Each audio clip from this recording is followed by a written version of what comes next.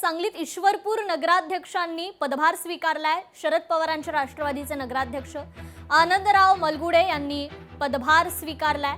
जयंत पाटलांच्या उपस्थितीत हा पदग्रहण सोहळा पार पडला।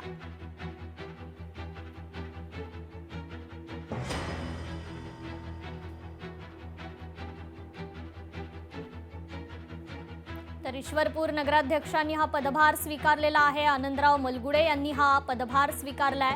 जयंत पाटील यांच्या उपस्थितीत हा पदग्रहण सोहळा पार पडलेला आहे।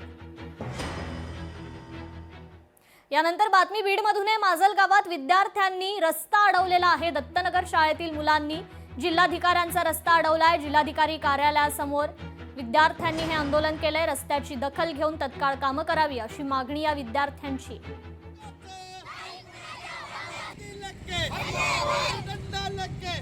3 ते 4 महिन्यापासून प्रशासनाला निवेदन देऊ आम्ही बेजार झालो। ग्रामपंचायतपासून तर कलेक्टर साहेबापर्यंत आम्ही आंदोलनाचं काम केलेलं आहे। रस्ता अडविलेला आहे, त्यांनी लोखंडाचं गेट टाकून दिलं।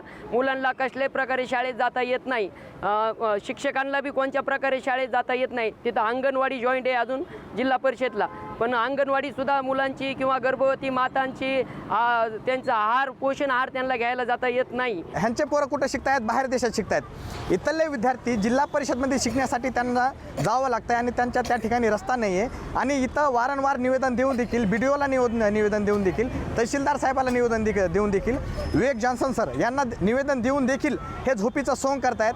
काय गरज आहे ह्यांना? गरिबाचे विद्यार्थी शिकायचे नाही आहेत का? ह्यांचं ट्रिपल इंजन सरकार म्हणतायत, मग ह्यांचं निधी गेलाय कुठं?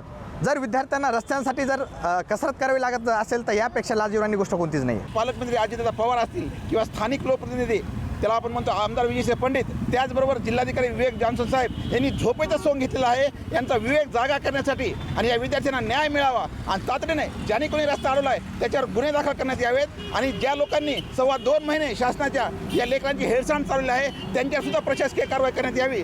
यासाठी आज आम्ही सगळे विद्यार्थी, पालक, सामाजिक कार्यकर्ते, शिक्षणप्रेमी जिल्हाधिकारी कार्यालयासमोर हा रस्ता अडवून आम्ही न्याय मागत आहोत।